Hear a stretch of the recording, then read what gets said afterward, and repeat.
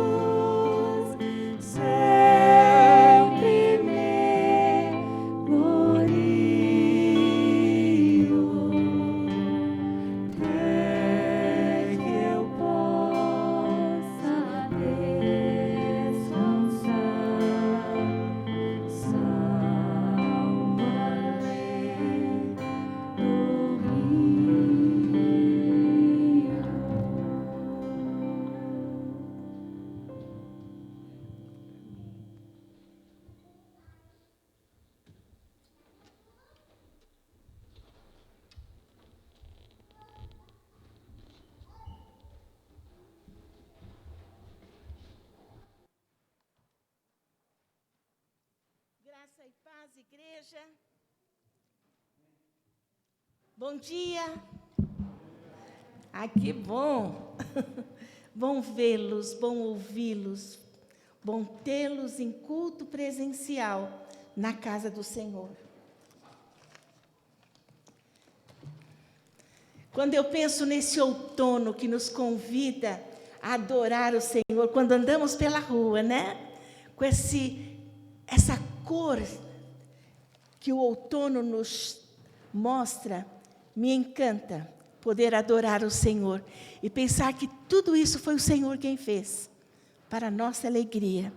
E nesta manhã, vendo as famílias juntas, as crianças, os filhos, pais, me enche o coração, esperando que o Senhor traga aqueles que estão esperando a pandemia passar, para esse ajunto presencial.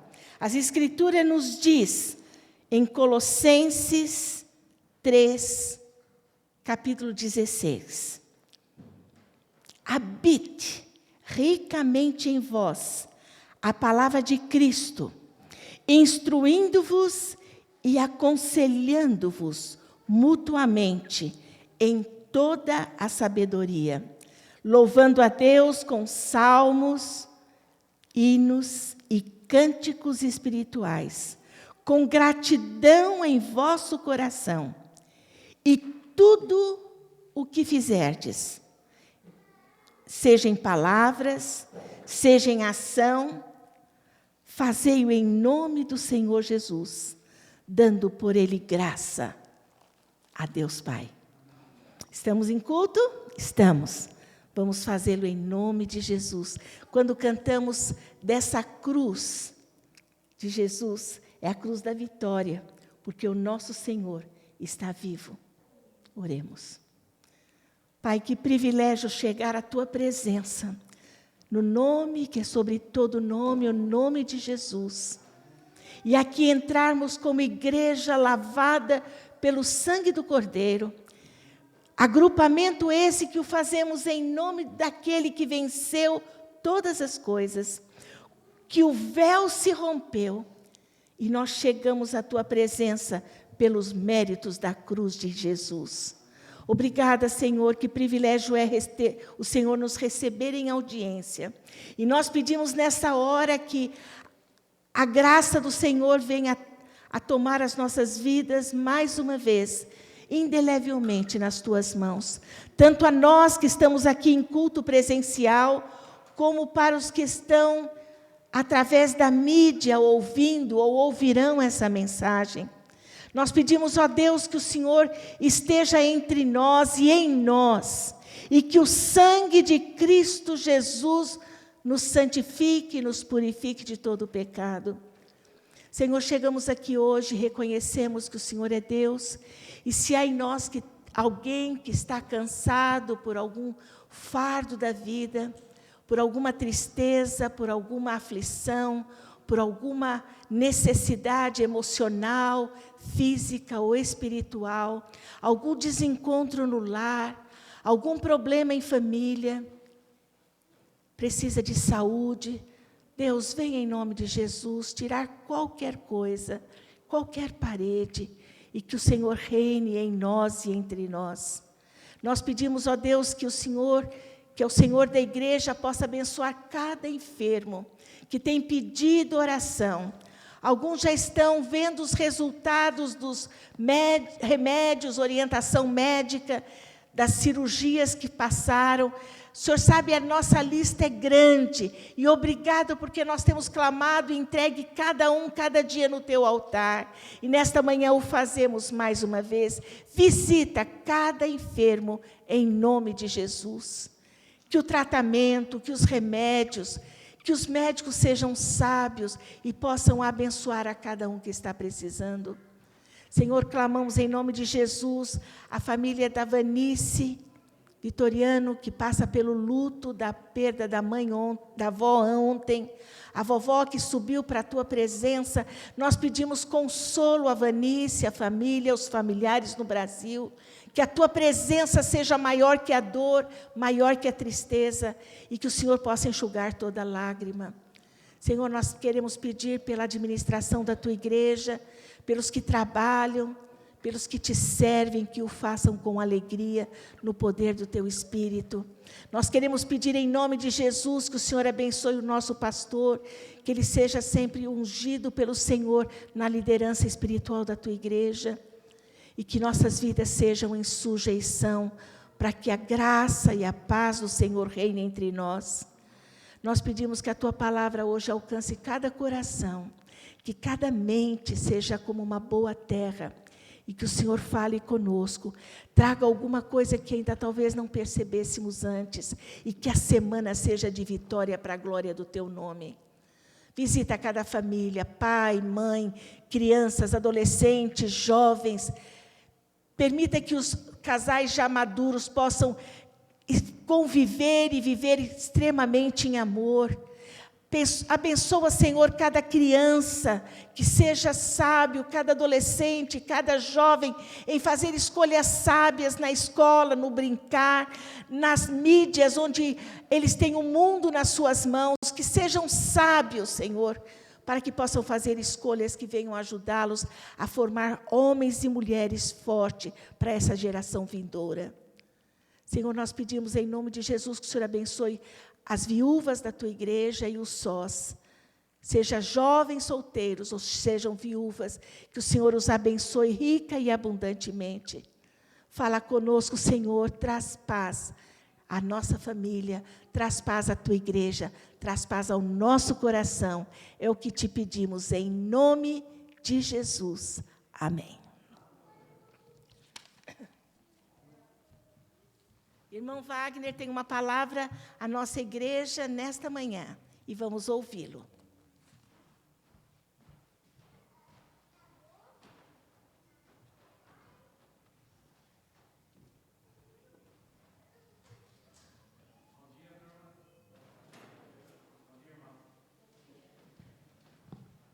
Agora foi? Era eu aqui errado, viu? Eu que estava apertando o botão errado aqui. Dia 21 de novembro, nós teremos a nossa assembleia ordinária. Essa assembleia ela é exclusiva para membros da igreja. Tá? Se você já é membro da igreja, você pode participar. Você deve participar. Então, será às 15h. Porém, ela funcionará como funcionam os cultos. Então, a pessoa, o irmão, a irmã, tem que se inscrever para a assembleia. Como faz para o culto? Preencher aquela auto-check e se inscrever. E nós vamos disponibilizar os canais de inscrição em breve. E essa inscrição deverá ser feita até o dia 18 de novembro. Alguns dias antes da data marcada. Por que isso? Porque se tiver mais de 60 pessoas, que é a nossa capacidade máxima, seguindo os protocolos da autoridade de saúde, nós teremos que marcar outra data ou ver o que faz, porque a gente não pode ter mais de 60 pessoas dentro do templo, dentro da nossa estrutura, bem como nós não podemos tolir o direito de nenhum membro de participar da assembleia. Então, se tiver já 60 pessoas inscritas e tiver 61, esse 61 não pode perder o direito dele de participar da assembleia. Então, nós estamos seguindo o protocolo, mas também a gente tem que ver o direito do membro de participar da assembleia. Então, a gente vai tentar fazer a assembleia. Se tiver mais inscrições do que a gente pode suportar no dia, a gente vai cancelar essa convocação que eu estou fazendo hoje. Tá? Então, o canal de inscrição será por link ou por telefone. Enfim, a gente vai disponibilizar para vocês informar melhor. Ok? Então, dia 21 de novembro, assembleia para os membros. Tá?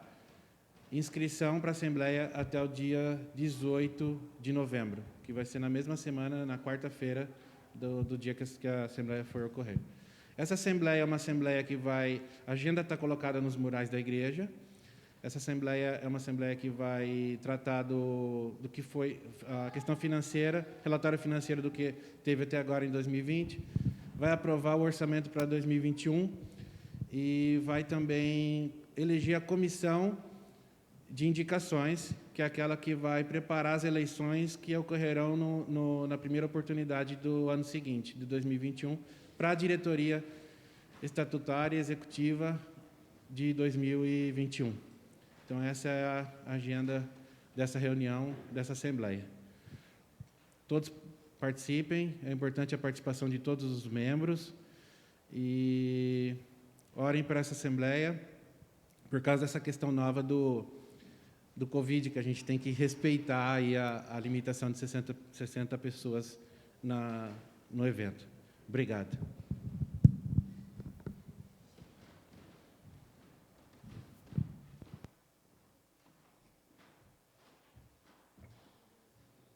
Obrigado, irmão Wagner. Para quem não está acostumado à Igreja Batista, talvez pergunta por que assembleia, por que orçamento, por que eleição de indicações. É que na Igreja Batista nós gostamos de fazer tudo com transparência. As ofertas e dízimos que os irmãos dão nos cultos, a igreja volta um orçamento e não gasta além daquilo que a igreja aprova gastar. Não é como muitas igrejas que tem por aí, que o pastor recebe o dinheiro e você não sabe o que acontece. Aqui o pastor não cuida dessa parte administrativa, o pastor cuida da parte espiritual. E são os membros eleitos pela igreja que assumem essas posições, como de presidente, secretário, tesoureiro, e tantos outros cargos que a igreja tem, são vocês que elegem. E debaixo dessa eleição eles trabalham, e o orçamento também é apresentado e a igreja aprova ou não aprova. Mas a igreja trabalha dentro daquilo que foi aprovado, de forma que, e todo ano, na Assembleia de Janeiro, se dá relatório, tudo com transparência, para que os irmãos saibam que aqueles que trabalham devem contas a vocês e a Deus e fazem tudo de maneira correta. E assim a igreja tem caminhado de maneira que Deus é glorificado. Só uma palavrinha para explicar. Nós temos 104 membros, por isso que o irmão Wagner está com essa luta, porque a Covid não permite que tenha mais de 60 no templo, e nós temos 104 membros, e por isso precisamos das suas orações para Deus estar dirigindo tudo.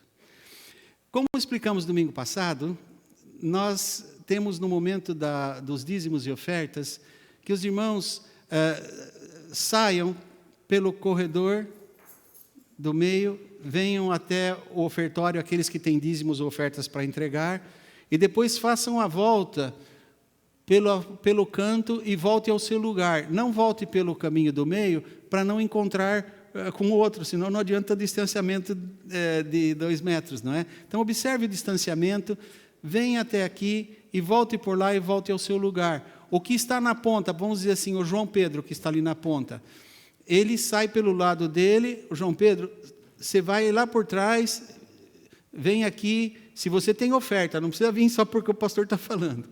Vem aqui, põe a sua oferta e aí volta para o seu lugar. Às vezes assim a gente faz uma coisa que já fizemos no primeiro culto, funcionou muito bem e não tem forma de a gente quebrar as regras de distanciamento necessário. E o mesmo com a celebração da ceia do Senhor. Colocamos cálices individuais, com o pão e o vinho, e em distância, que você pode olhar daí, você pode pegar o seu sem tocar no do outro. E faz o mesmo percurso, como nós falamos, e volte ao seu lugar. Quando todos estiverem servidos, então nós celebramos a ceia. Durante a ceia, antes da ceia, na mensagem, eu vou explicar melhor como isso funciona. A minha oração é que esse culto seja de inspiração para todos vocês. Que todos tenhamos um verdadeiro encontro com o Senhor, marcante na nossa vida, que durante a semana nós possamos levar os reflexos desses momentos, nos acompanhando, nos encorajando, nos animando a testificar dessa fé que temos em Cristo, que tem abençoado nossas vidas e nossas famílias. Se o irmão, a irmã, tem dízimo ou oferta a consagrar neste momento, poderá fazê-lo ao som do instrumento. Nós vamos dedicar ao Senhor.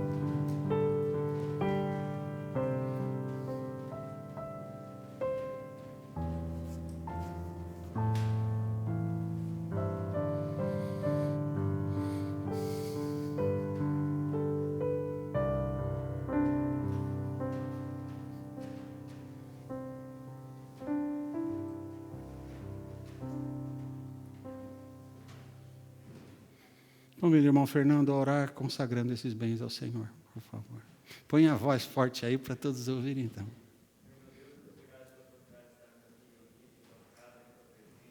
Amém.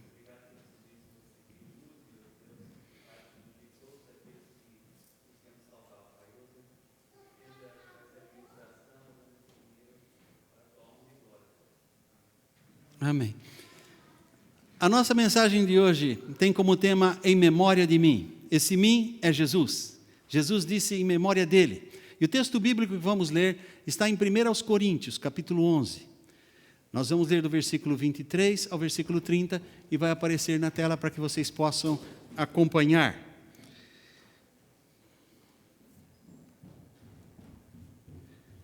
Primeiro aos Coríntios, capítulo 11, versículo 23 ao versículo 30.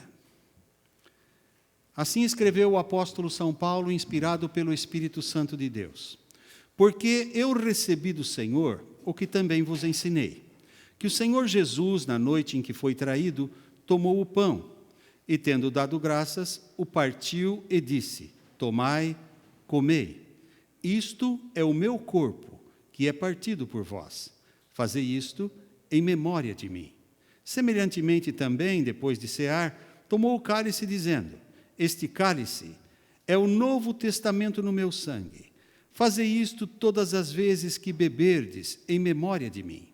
Porque todas as vezes que comerdes este pão e beberdes este cálice, anunciais a morte do Senhor até que venha.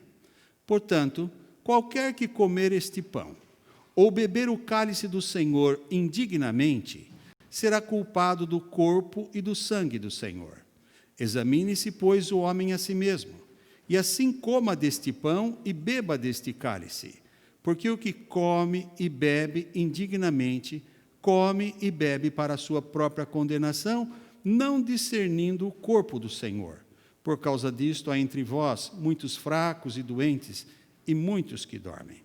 Pai, tendo lido a Bíblia, a tua santa palavra, minha súplica ardente é que o teu Espírito Santo, e tão somente o teu Espírito Santo, fale aos nossos corações, que o pastor seja um mero instrumento, mas a voz do Senhor venha testificar com o nosso espírito os ensinos que o autor, o Senhor mesmo, o autor da Bíblia, tem para nós nesta manhã.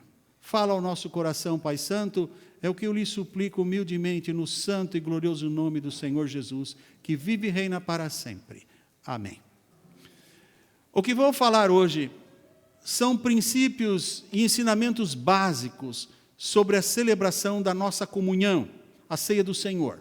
A nossa comunhão, se você vai a capítulo 10, versículos 15 em diante, a Bíblia fala que o pão que partimos, o cálice que tomamos, é a nossa comunhão no corpo de Cristo.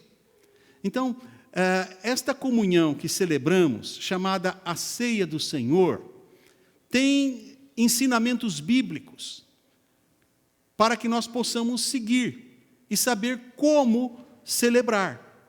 No meio cristão, chamado cristão, e muitas vezes tem tanta diversidade que as pessoas ficam confusas sobre qual o significado da ceia do Senhor.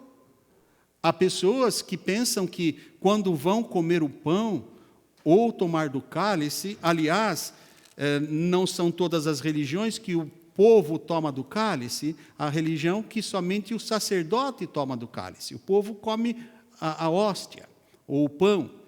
Mas a Bíblia diz que nós devemos comer do pão e do cálice. Agora, há uma interpretação que quando você toma do cálice ou come do pão, você entra num estado de graça. Eu estou falando disso porque eu vivi essa experiência durante a minha infância até a juventude. Só que a Bíblia está dizendo que não, que você tem que estar debaixo da graça de Deus e em condição espiritual para participar. Você não vai estar num estado de graça porque participou. Ao contrário, se você não estiver em condição espiritual de participar, você está num estado de desgraça. Porque no versículo 30, Paulo fala que em Corinto, Havia muitos crentes fracos, doentes, e até pessoa que dormia espiritualmente, por causa que tomava a ceia de maneira leviana. Isto é, não discernindo o corpo do Senhor, isto é, não discernindo quão grande foi aquele sacrifício e o que a ceia representa. Há uma variedade de interpretações, e talvez você conheça algumas delas. Uma, por exemplo, é a da transubstanciação, que é a doutrina romana. A transubstanciação crê literalmente no que Jesus disse: isto é o meu corpo. E eles entendem que, então, o pão se transforma no corpo de Jesus. Isto é o meu sangue, que o suco do vinho se transforma no sangue de Jesus. Mas não é isso que Jesus disse. Há a doutrina protestante, de Calvino, Lutério, Zwinglio, que fizeram o movimento protestante, que saíram da Igreja Católica. Eles não creem na transubstanciação, eles creem na consubstanciação. Eles creem que Jesus está no pão e que Jesus está no vinho. Não que transforma, mas ele como que incorpora no pão e no vinho. E há a doutrina bíblica, que é aquela que o apóstolo Paulo diz: porque eu vos ensinei aquilo que recebi do Senhor. E o que nós, crentes batistas e outras denominações também fazem, é procurar seguir aquilo que ensinou o Senhor, e não adaptar as coisas à nossa comunidade, ou aquilo que seja mais fácil, ou aquilo que seja mais agradável, ou aquilo que dá uma expressão mais mística, e você sente que você vai ser mais espiritual porque você participa. Não. Paulo diz: porque aquilo que eu vos ensinei é o que eu recebi do Senhor. E a igreja não tem direito de ensinar nada que o Senhor não ensinou. A igreja não pode ser a igreja ao gosto do freguês, porque a igreja não é para freguês. A igreja é o povo remido pelo sangue de Jesus. Ela não está para agradar pessoas, mas para agradar a Deus, porque essa celebração foi Jesus que instituiu. E se você conhece um pouco do Novo Testamento, você vai ver que Jesus iniciou o seu ministério público, isto é, o ministério entre as pessoas, só depois que ele foi batizado por João Batista no Rio Jordão. Depois que ele foi batizado, ele foi levado pelo Espírito Santo ao deserto. Lá ele passou 40 dias e 40 noites, foi tentado em tudo pelo diabo e não pecou. E depois ele saiu anunciando o evangelho do reino de Deus. Assim ele começou o seu ministério, e assim o cristão começa o discipulado. Quando uma pessoa aceita Jesus como Salvador, se ela quer ser um verdadeiro discípulo de Jesus, tem que seguir o caminho do Mestre. O apóstolo São Pedro escreveu em 1 Pedro, capítulo 2, versículo 21, que Jesus nos deixou o exemplo para que sigamos os seus passos. E é assim: mestre é aquele que ensina e discípulo é aquele que segue. Então, começamos também o nosso andar com Jesus pelo batismo. E o batismo é uma coisa que a igreja deve observar até que Jesus volte. Porque em Mateus 28, de 18 a 20, a Bíblia diz assim: o Senhor disse: todo o poder me é dado no céu e na terra. Portanto, ide e pregai o evangelho a toda a criatura, batizando-os em nome do Pai, do Filho e do Espírito Santo, e ensinando-os a guardar todas as coisas que eu vos tenho ordenado. E eis que eu estarei convosco todos os dias, até a consumação dos séculos. Então, o batismo é uma coisa que a igreja tem que fazer até que Cristo volte. Não é uma coisa obsoleta, antiquada, não. Tanto é que Deus usou os elementos mais simples para que alguém possa ser batizado: água. E o sepultamento para o mundo, para a vida velha na água, e eu sair da água como ressurgir para uma nova vida. E quando Jesus encerrou o seu ministério público, ele celebrou a última Páscoa dos judeus e instituiu a Páscoa cristã, que é a ceia do Senhor. Porque em 1 Coríntios a Bíblia diz que Jesus é a nossa Páscoa. João, o Batista, diz ali no capítulo 3 do Evangelho de João, que Jesus é o Cordeiro de Deus que tira o pecado do mundo. Então, ele foi oferecido pelo meu e pelo seu pecado.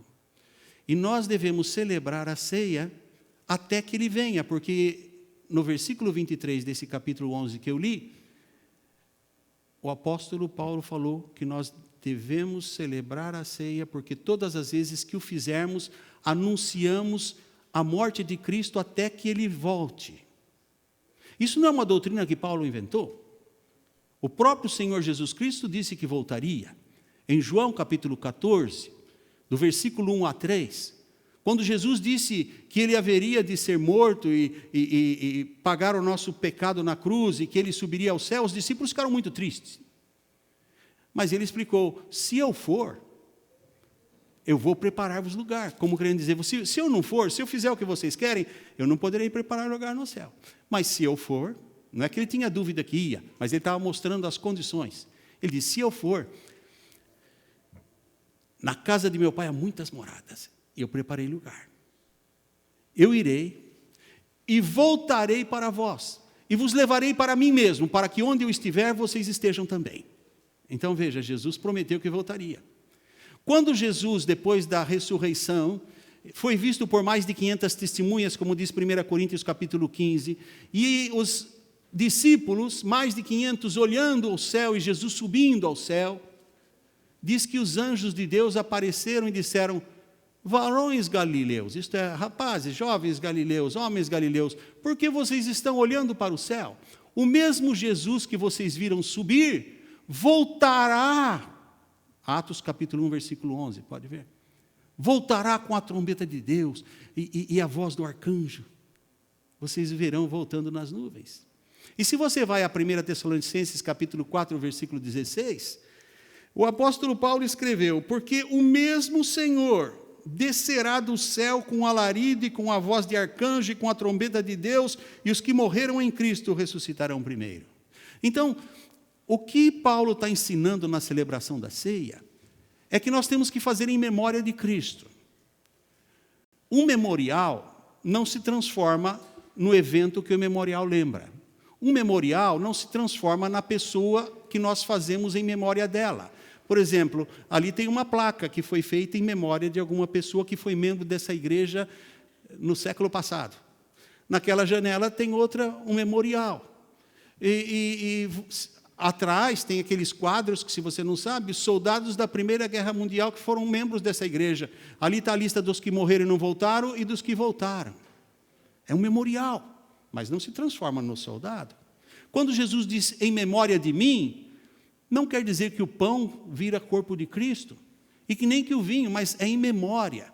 Jesus estava usando uma forma de metáfora.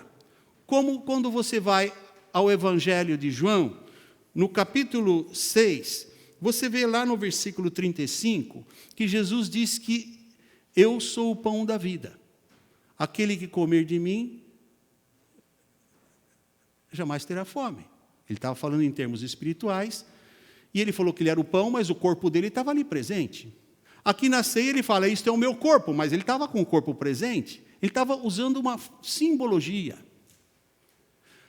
Quando em João 8, versículo 12, Jesus diz, eu sou a luz do mundo.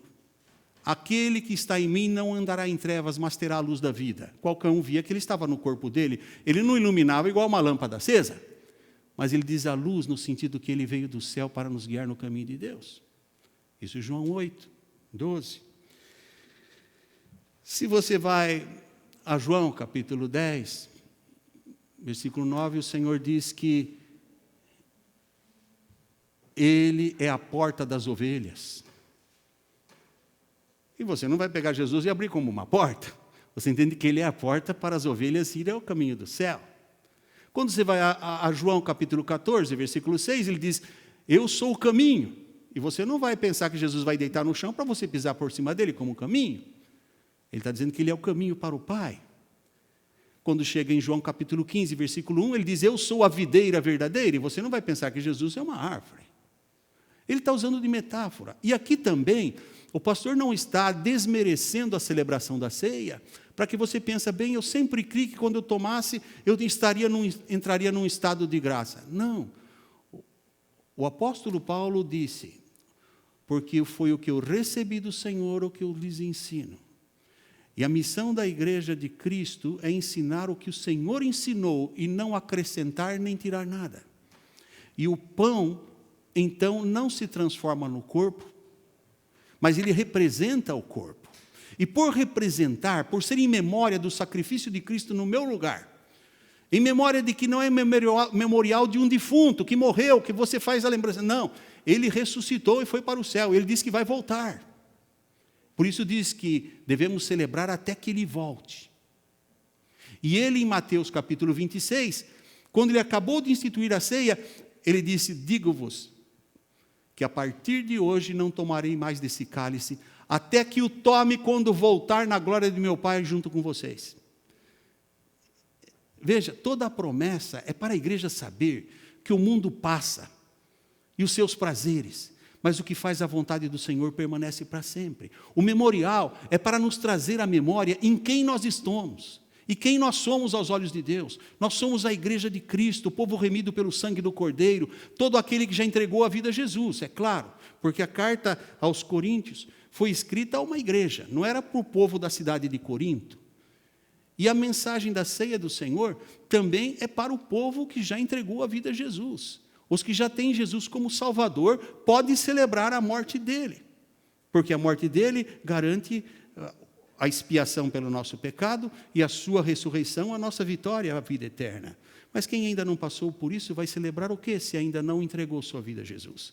Então, a Bíblia diz, quando vocês que já entregaram a vida a Jesus, que já passaram pela transformação do Evangelho, porque Cristo é o Senhor da sua vida, celebrarem a ceia, vocês estarão testificando. Testificando para quem? Para aqueles que porventura ainda não se sentem preparados para celebrar. Testificando para os que vêm que Jesus viveu, venceu o pecado, morreu, ressuscitou e voltará. Agora, a Bíblia diz uma coisa: examine-se, pois, cada um a si mesmo. Deus nos trata como pessoa, que somos, feito à sua imagem e semelhança, e nos trata como seres responsáveis pelo que fazemos, pelas decisões que fazemos. Por isso, não é o pastor que diz, olha, o irmão hoje não pode participar, ou a irmã, ou... Não, a Bíblia diz, examine-se cada um a si mesmo. Cada um é responsável diante de Deus pela escolha que faz. E então coma do pão e beba do cálice. Mas você pensa assim, pastor, mas eu estou brigado com a minha mulher. Pastor, eu estou brigado com o meu marido. Pastor, eu estou com raiva daquele irmão. Seja lá, ou da minha sogra. Vamos falar assim, a sogra que perdoa aí. Ninguém fica com raiva do sogro, já perceberam isso? O sogro pode ser o pior que for, mas quem leva a culpa é sempre a sogra. Estou aqui defendendo a minha parte, que eu sou sogro, né? Tenho 2 genros aqui, espero que eles não discordem de mim. Mas, se você tem alguma coisa com alguém, e você não pode dispensar o perdão para aquela pessoa, então você não deve participar. Mas se você crê no que diz 1 João, capítulo 1, versículo 9, que se confessarmos os nossos pecados, Ele é fiel e justo para nos perdoar o pecado e nos purificar de toda injustiça, quando purifica, limpa. Então, se na sua mente, no seu coração, você tem raiva, você tem ressentimento, então você diz, me perdoa, Senhor. Dá no meu coração amor por aquela pessoa. Pai, eu não quero mais ter esse sentimento. E você crê nisso, a Bíblia diz que purifica de todo o pecado. Aí então a Bíblia, coma do pão e beba do cálice.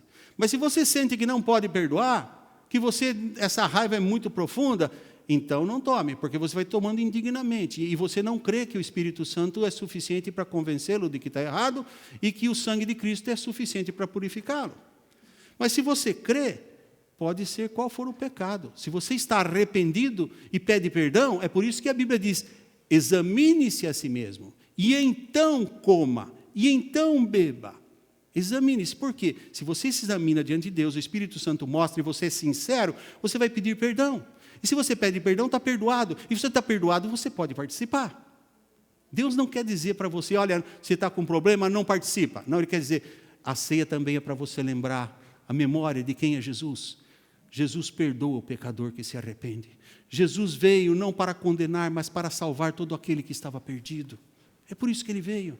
E ele quer fazer isso também com a família de Deus, porque apesar de sermos cristãos, muitas vezes nós também estamos sujeitos a guardar ressentimentos, a ter palavras que não edificam, a tomar atitudes que não agradam a Deus, e temos que pedir perdão se queremos estar em comunhão com Deus, porque a Bíblia diz que Deus é luz e não há nele trevas nenhumas. Então a ceia também é uma convocação à santificação.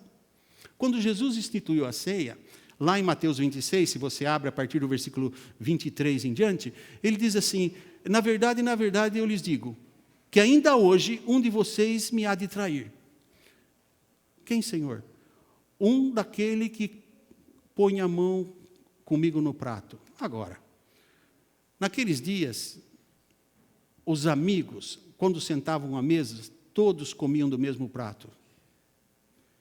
O pão, eles rachavam, pegavam um pedaço, passavam para o outro, passavam para o outro. O cálice, um tomava, passava para o outro, passava para o outro. Aí eles pensaram, mas não é todos nós comemos do prato com ele. Aí começou o exame pessoal. Um começou, porventura serei eu, Senhor? Cada um, ninguém perguntou, será o Judas, Senhor? Será o Pedro, Senhor? Será o Tiago, Senhor? Não, ninguém ficou olhando para ver se era o outro. Cada um perguntou, porventura sou eu, Senhor? Eles viram que cada um era imperfeito e cada um podia falhar. Quando chegou Judas, que foi o último, ele falou, porventura sou eu, Senhor? O Senhor disse, você já disse, foi você que disse. Se você vai ao Evangelho de João, no Evangelho de João, João explica que Judas tinha um coração perverso. E quando Jesus fez essa mesma palavra, e falou, aquele que molha comigo o pão, na ceia o Senhor não manda molhar o pão. Ele dá primeiro o pão, e depois convida para tomar o suco da uva, o vinho. Na Páscoa dos judeus, eles molhavam o pão no vinho. Então o Judas participou da Páscoa da velha dispensação. Mas antes que Jesus instituísse a nova Páscoa, a ceia do Senhor, o Judas saiu. Porque você vai no Evangelho de João e diz que Judas, tendo molhado o bocado de pão, Jesus disse, o que tem que fazer, faz-o depressa. E ele saiu. E Jesus era tão amoroso que ele não expôs Judas. Tanto é que os outros pensaram que ele, por ser o tesoureiro do grupo, iria fazer alguma oferta ou fazer alguma coisa. Vê como Deus é bom, como Deus é amor. Mas Judas não participou porque ele não tinha o coração reto. Então, fica de exemplo para nós que se a pessoa não tem o coração sincero diante de Deus, é melhor que não participe. O que eu não creio que é o caso nosso aqui, mas que é o caso que cada um tem que examinar a si e não ao outro. E se houver alguma coisa, peça perdão. É esse o quadro que a Bíblia nos apresenta. Então, quando hoje nós fomos participar do cálice e do pão, lembremos isso. É uma convocação à santidade. É uma convocação a trazer à memória quem é o seu Senhor, Jesus Cristo. A Bíblia fala dele que assim como é santo aquele que nos chamou, também nós devemos ser santos em toda a nossa maneira de viver. Perfeito? Não, perfeito você não é, nem eu. Mas a palavra santo também significa separado na língua grega. Então nós temos que nos separar do que não agrada a Deus. E ir buscando cada dia ser mais semelhante a Jesus. Esse é um processo. Salvação é um ato de Deus. Ele o salva pela misericórdia dele. Santificação é um processo que você é parceiro com Deus. Você vai vendo o que a Bíblia vai ensinando e você vai procurando viver o que a Bíblia diz. E Paulo mesmo, que era um homem tão santo, ele falou, não que eu tenha alcançado, mas prossigo para a estatura de homem perfeito, a imagem daquele que me chamou. Então, Deus não espera de você perfeição além daquilo que está dentro da sua capacidade de ser perfeito. Nem de mim, Deus sabe. Por isso que lá em 1 João 2:1 ele fala, meus filhinhos, essas coisas eu vos escrevo para que vocês não pequem. Mas se alguém pecar, nós temos um advogado diante de Deus, que é Jesus Cristo, o justo. Ele é a expiação pelos nossos pecados, mas não só dos nossos, do mundo inteiro. O problema é que muitas vezes o mundo não quer saber de Jesus. Mas nós queremos. Então Ele nos convida para participarmos da ceia em memória do sacrifício dEle, para nos lembrar que nós devemos nos alimentar do pão da vida, através da palavra de Deus, que quando pecamos é o sangue de Cristo que nos purifica de todo o pecado, e ao tomar o cálice nós estamos confessando isso. E se você notar, na nossa igreja e nas igrejas evangélicas, não é só o ministro que toma o vinho, todos tomam. Não é só o sacerdote ou só o pastor, todos tomam. Porque quando Jesus deu a ordem, Ele deu a todos. Não é só o ministro que é lavado no sangue de Jesus e fica mais santo que os outros. Não, toda a ovelha de Cristo, todo servo de Deus é lavado no sangue do Cordeiro.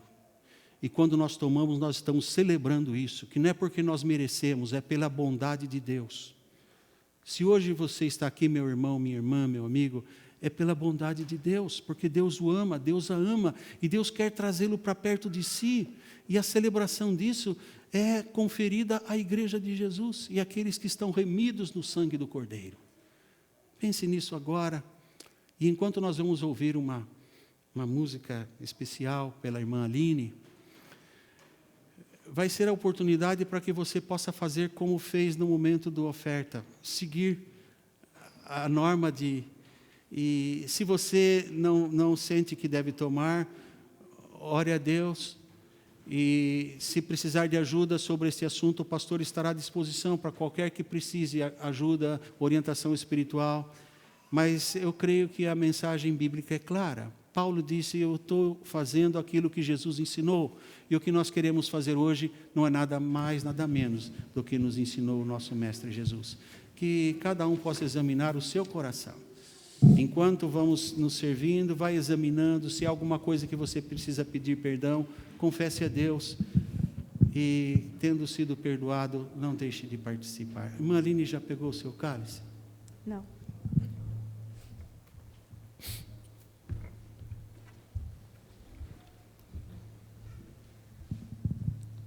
Enquanto a Aline canta, os irmãos tocam, é a sua oportunidade de chegar à frente e se servir do cálice.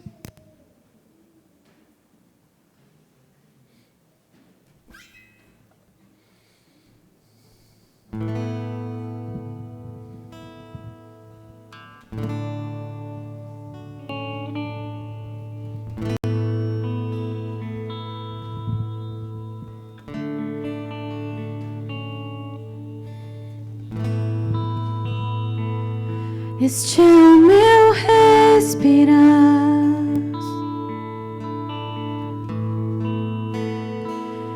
este é o meu respirar, Teu Santo Espírito vivendo em mim.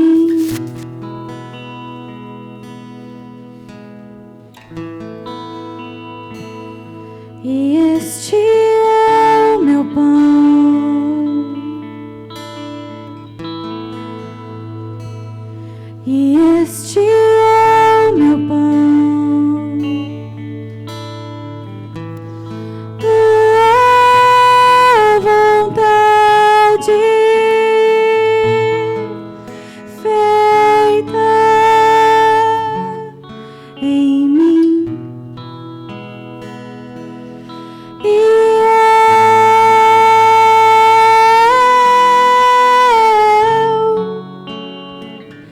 Eu nada sou sem ti.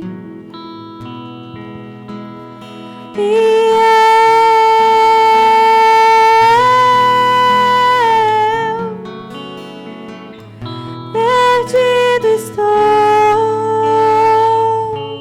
sem ti.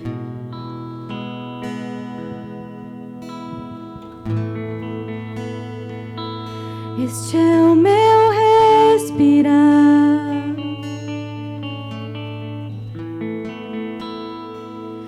este é o meu respirar,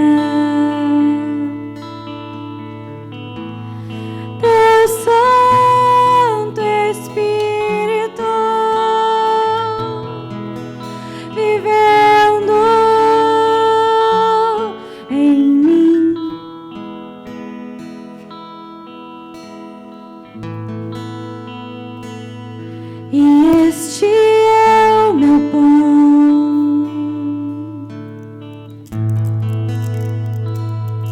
E este é o meu pão, tua vontade feita em mim. E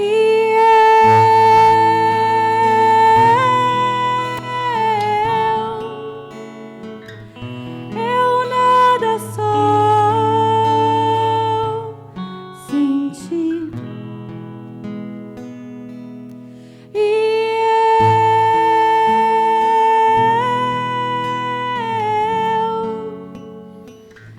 perdida estou sem ti.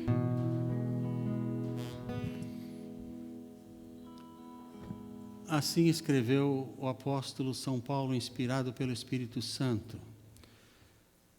Porque aquilo que recebi do Senhor também vos ensinei, que na noite em que o Senhor Jesus foi traído, ele tomou o pão, e tendo dado graças, o partiu e disse: isto é o meu corpo que é dado por vós. Fazei isso todas as vezes que comerdes em memória de mim. Em obediência ao nosso Mestre e Senhor, participemos todos.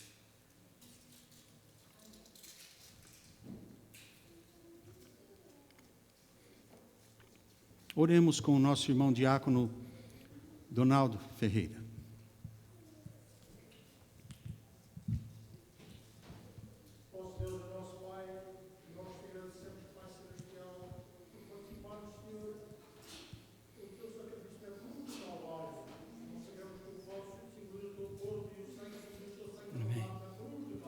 Amém. Amém.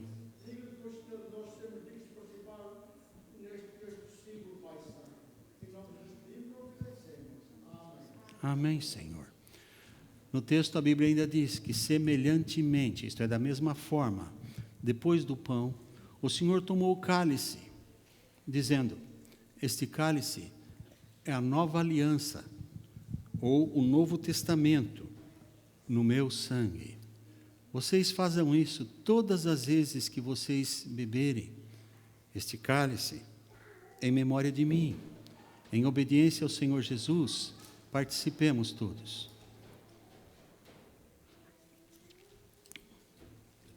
Oremos com o nosso irmão diácono Marco Maciel Ribeiro.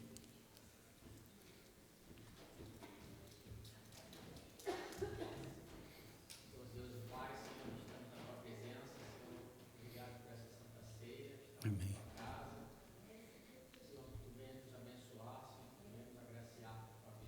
Amém. Amém.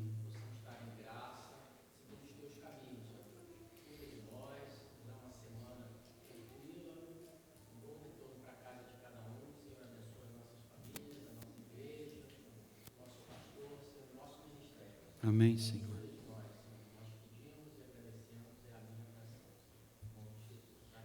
Amém, Senhor. Estamos chegando ao final deste culto. Minha oração é que nossa adoração ao Senhor não se resuma ao culto no templo, mas que a nossa vida seja um culto no altar de Deus. Que em tudo nós estejamos vivendo de tal forma que a nossa vida suba como um perfume agradável ao Senhor. Que o Senhor se agrade de cada um de nós em tudo que fizermos ou falarmos, em cada atitude, naquilo que pensarmos, no nosso agir durante esta semana.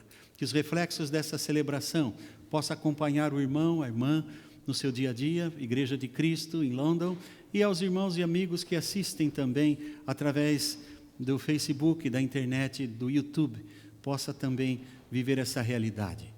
Deus nos convida para andar com Ele, e assim deve ser o viver do cristão, para que sejamos verdadeiramente sal da terra, luz do mundo e o bom perfume de Cristo. Vamos orar. Ó Deus, que a graça e a paz de nosso Senhor e Salvador Jesus Cristo, o teu amor, ó Pai, e as mais ternas e doces consolações do Espírito Santo, sejam derramados abundantemente sobre todos aqui reunidos, sobre todos que compõem a Igreja de Cristo na face da terra, sobre todos que verdadeiramente amam o Senhor Jesus. No nome dele oramos, Pai. Amém. Vamos assistir um pequeno vídeo. Vocês estão participando deste movimento que a irmã Alessandra está encabeçando, motivando, e vamos assistir um pequeno vídeo sobre isso. Eu não sei se a Alessandra está aqui ainda. Está lá, Alessandra, desculpa, você é tão pequenininha que eu não te vi. Alessandra, depois do vídeo você pode dar aquela palavra, tá bom? E assim nós estaremos encerrando o nosso culto desta manhã. The way we express the love of Jesus Christ and the passion that he had is that we go out there and we serve others. We go to the out-of-bound places, the ends of the earth. The world is changing, but the gospel doesn't change. The message of the cross doesn't change. We're going to make every effort to share the gospel. The world has been decimated by COVID-19, but the work here at Samaritan's Purse, it never stops. No greater need and no greater time than right now for us to go out and serve. The way we express the love of Jesus Christ and the passion that he had is that we go out there and we serve others. We go to the out-of-bound places, the ends of the earth. The world is changing, but the gospel doesn't change. The message of the cross doesn't change. We're going to make every effort to share the gospel. The world has been decimated by COVID-19, but the work here at Samaritan's Purse, it never stops.